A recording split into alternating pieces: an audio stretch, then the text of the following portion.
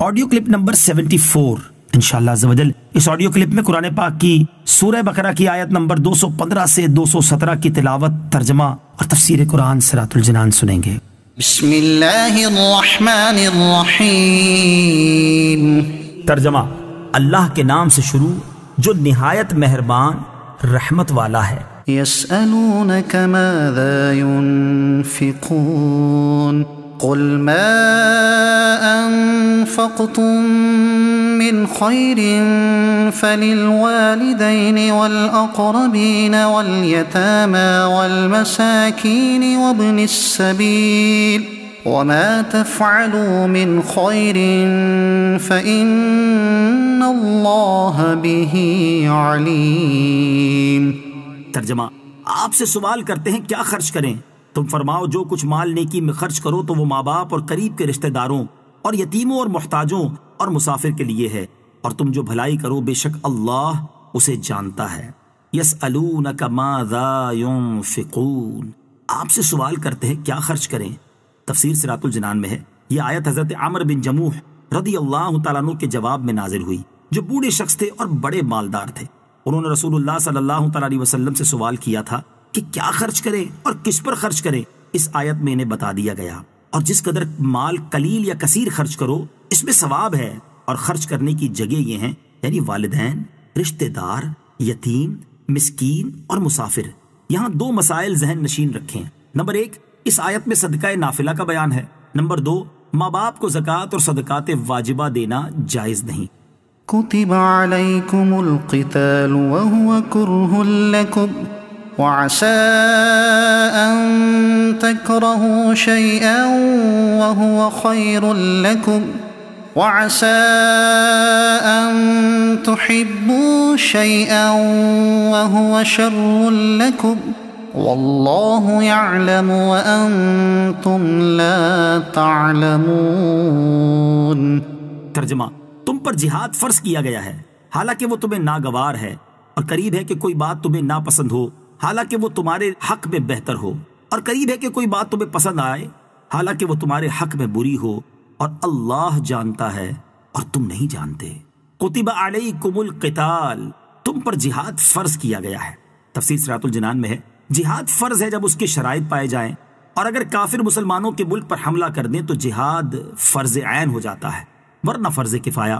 فرمایا گیا کہ تم پر جہاد فرض کیا گیا اگرچہ کہ تمہیں طبعی اعتبار سے ناگوار ہے اور تمہارے اوپر شاق ہے، لیکن تمہیں طبعی طور پر کوئی چیز ناگوار ہونا اس بات کی علامت نہیں کہ وہ چیز ناپسندیدہ اور نقصان دہ ہے۔ جیسے کڑوی دوائی، انجیکشن اور آپریشن طبعی طور پر ناپسند ہوتے ہیں لیکن نقصان دہ نہیں بلکہ نہایت فائدہ مند ہیں۔ یوں ہی کسی چیز کا تمہیں پسند ہونا اس بات کی دلیل نہیں کہ وہ اچھی اور مفید ہے۔ بچے کو پڑھائی کی جگہ ہر وقت کھیلتے رہنا پسند ہوتا ہے، شوگر کے مریض کو مٹھائی پسند ہو تو اس کا یہ مطلب نہیں یہ چیزیں اس کے لیے مفید بھی ہیں بلکہ نقصان دہ ہیں۔ لہٰذا اے مسلمانوں، اچھا یا برا ہونے کا مدار اپنی سوچ پر نہ رکھو بلکہ اللہ تعالیٰ کے حکم پر رکھو۔ اللہ تعالیٰ نے جس چیز کا حکم دیا وہ بہرحال ہمارے لیے بہتر ہے، اور جس سے منع فرمایا وہ بہرحال ہمارے لیے بہتر نہیں ہے۔ اسی سے ملتا جلتا مضمون سورہ نساء آیت نمبر 19 میں بھی ہے۔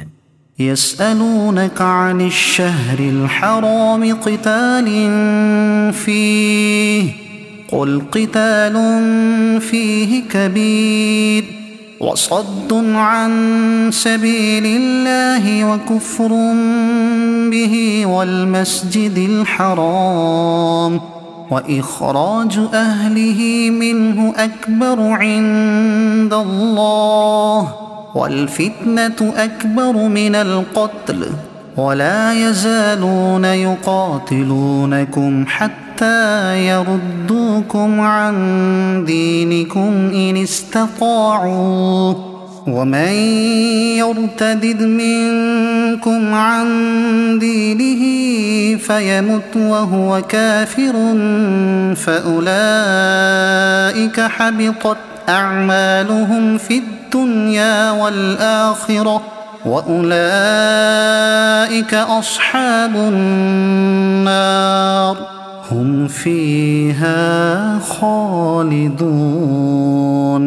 ترجمہ: آپ سے ماہ حرام میں جہاد کرنے کے بارے میں سوال کرتے ہیں، تم فرماؤ اس مہینے میں لڑنا بڑا گناہ ہے، اور اللہ کی راہ سے روکنا اور اس پر ایمان نہ لانا اور مسجد حرام سے روکنا اور اس کے رہنے والوں کو وہاں سے نکال دینا اللہ کے نزدیک اس سے بھی زیادہ بڑا گناہ ہے، اور فتنہ قتل سے بڑا جرم ہے، اور وہ ہمیشہ تم سے لڑتے رہیں گے یہاں تک کہ اگر ان سے ہو سکے تو تمہیں تمہارے دین سے پھیر دیں، اور تم میں جو کوئی اپنے دین سے مرتد ہو جائے پھر کافر ہی مر جائے تو ان لوگوں کے تمام اعمال دنیا اور آخرت میں برباد ہو گئے اور وہ دوزخ والے ہیں، وہ اس میں ہمیشہ رہیں گے۔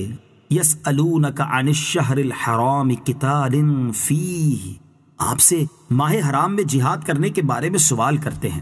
شان نزول، نبی کریم صلی اللہ تعالیٰ علیہ وسلم نے حضرت عبداللہ بن جحش رضی اللہ تعالیٰ عنہ کی سرکردگی میں مجاہدین کی ایک جماعت روانہ فرمائی تھی جس نے مشرکین سے جہاد کیا۔ ان کا خیال تھا کہ لڑائی کا دن جمادی الاخری کا آخری دن ہے، مگر حقیقت میں چاند 29 تاریخ کو ہو گیا تھا اور رجب کی پہلی تاریخ شروع ہو گئی تھی۔ اس پر کفار نے مسلمانوں کو شرم دلائی کہ تم نے ماہ حرام میں جنگ کی۔ حضور اقدس صلی اللہ تعالیٰ علیہ وسلم سے اس کے متعلق سوال ہونے لگے تو اس پر یہ آیت نازل ہوئی کہ ماہ حرام میں لڑائی کرنا اگرچہ بہت بڑی بات ہے، لیکن مشرکوں کا شرک، مسلمانوں کو ایذائیں دینا، نبی کریم علیہ الصلوۃ والسلام کو ستانا، یہاں تک کہ ہجرت پر مجبور کر دینا، لوگوں کو اسلام قبول کرنے سے روکنا، نبی کریم علیہ الصلوۃ والسلام اور مسلمانوں کو مسجد حرام میں نماز پڑھنے سے روکنا، دوران نماز طرح طرح کی ایذائیں دینا، یہ ماہ حرام میں لڑائی سے بہت بڑھ کر ہے۔ لہٰذا پہلے اپنے گریبان میں جھانک کر اپنے کرتوت دیکھ لو، پھر مسلمانوں پر اعتراض کرنا۔ تمہارے یہ افعال مسلمانوں کے فعل سے زیادہ شدید ہیں، کیونکہ کفر و ظلم تو کسی حالت میں جائز نہیں ہوتے، جبکہ لڑائی تو بعض صورتوں میں جائز ہو ہی جاتی ہے۔ نیز مسلمانوں نے جو ماہ حرام میں لڑائی کی تو وہ ان کی غلط فہمی کی وجہ سے تھی کہ چاند کی تاریخ ان پر مشکوک ہو گئی، لیکن کفار کا کفر اور مسلمانوں کو ایذائیں تو کوئی قابل شک فعل نہیں، یہ تو واضح طور پر ظلم و سرکشی تھی۔ یاد رہے کہ حرمت والے مہینوں میں جنگ کی ممانعت کا حکم سورہ توبہ آیت نمبر 5 سے